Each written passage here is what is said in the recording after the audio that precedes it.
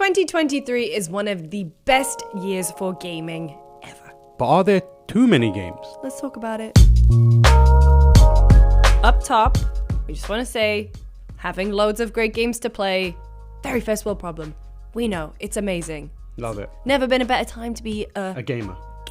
It's hard to ignore the fact that despite there being so many incredible games, like we've just had Baldur's Gate into Starfield, and then October is ridiculous, all the way through to November, all the way through to the end of the year. Are we really able to get the most out of the games that we have and that we are currently playing? Because we are always looking to the next thing. It's weird because I think especially for me, it's gone from I wish I could play, which was what it used to be like, where it was like, you have a few games and you couldn't buy everything, to I wish I could play more of, where it's like I very rarely will complete a game and move on to the next thing. Now I'm like, I'll play one thing, I'll be like, I'm enjoying this, but I wish I could play more XYZ. Yeah, I mean, compare now to 10 years ago, we've got Game Pass, we have free games on Epic, we've got PlayStation Plus. Back in the day, if you bought a game and that was your game, you had to commit to that game.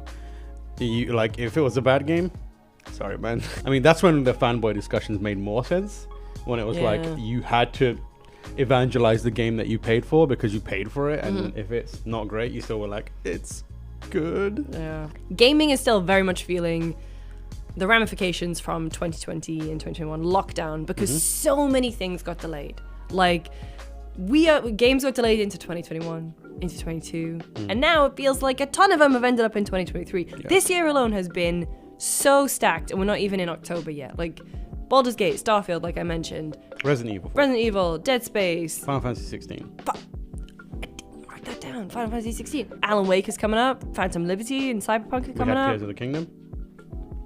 I speak to people who aren't in the industry, and even that they have an interest in games they play, even they're like, I don't have time for this stuff. Like, I'm still playing, between the lifestyle games, like, the Street Fighters and Destiny. The latest Destiny update, that kind of stuff, and then everything else, like, it feels impossible. And it's reached a point now where games are starting to move out of the way of each other. Summer break used to be a place where you could be like, oh, I missed these 3 games, I'm gonna play these 3 games.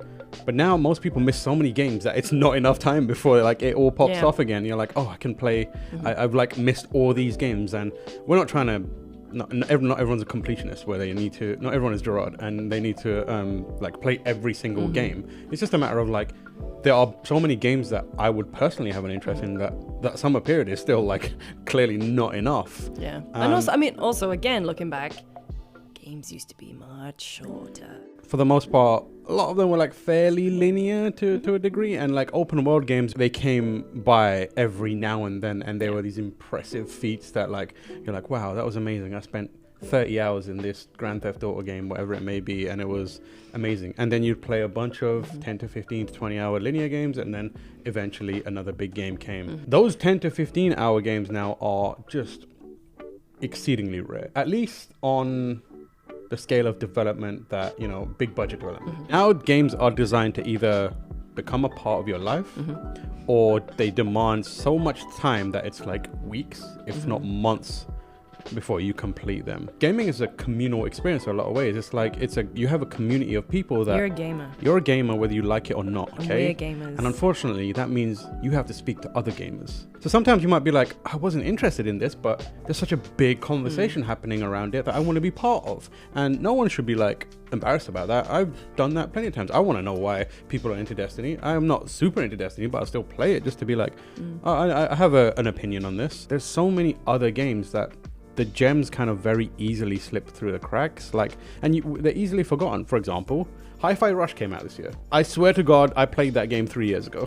That's how it feels. That's how 2023 feels. Yeah. And like the saddest part about that is I haven't thought about Hi-Fi Rush in a long time. But it came out at such an incredible point because there was nothing else really around it. Perfect. Shadow dropped. But then it got pummeled by so many other releases. I think that it does limit the discussion that we have around game. It limits the critique that we can have around game. It limits the analysis around the games. I think people will probably listen to that and take it in a very reductive way, where it's like reviews or like talking about it on podcasts. We're not talking about that. We're talking about like really sitting with the game and mulling it over and coming at it from different angles. You have to make a judgment and move on. Yeah. And it has a knock-on impact in the way we talk about games. Yeah. And also the way we like interface with the people that make games who are more accessible than ever, because you don't think about it on a deeper level. Your interactions with it and the people who make it and the community that likes it or dislikes it is just so surface level. Yep. And developers don't get much out of it either, because they're on to the next thing. they're on to the next thing, and also they know that the people who are screaming this sucks is probably played it for an hour before moving to something else and said the whole thing sucks. So it's hard to say what we can do, like as consumers and people who play games. Fans. Yeah, there's nothing really that we can do other than even voting with your wallet is a weird thing, because like, you're not going to affect it that much. I think like it has to come from the publisher side in a lot of ways. I feel like the one small spread out those releases, please. Spread out those releases. I think it's because also like they need to be more comfortable with the idea that if you put a game outside of those very specific windows that traditionally games have been released in, because financials and some analyst many years ago was like, this is good, it won't automatically die. Like, no, look at like Last of Us and Ghost of Tsushima. Yeah, both came out summer of 2020. Spread them out. You're more likely to release a game into a busy period and have it just completely get lost than you are have people be like, oh, there's a really cool game over there, let's go play that instead. I want to see games promoted that don't have massive marketing and PR budgets.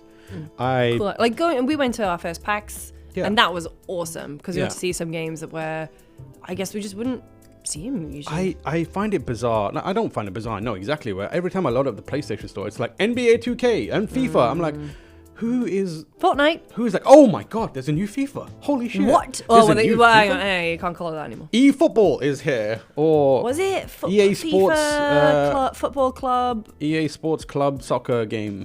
Whatever. But like, it's name. always the games that everyone knows are coming out and everyone is paying a close attention to that are like most prominently featured. It's always the ones with the microtransactions. Yeah, exactly. And it's like, give us something, you know, tell us about another game that's cool. Like, do that for Hi-Fi Rush or whatever it may be. But there's also really cool events, stuff like PAX, Day of the Devs, stuff that I Am 8-Bit puts on, where they are definitely always trying to highlight those games. So, and also, you know what, make shorter games. Like, games are expensive as hell. Everyone keeps saying it. And part of that expense is because they're so big and bloated.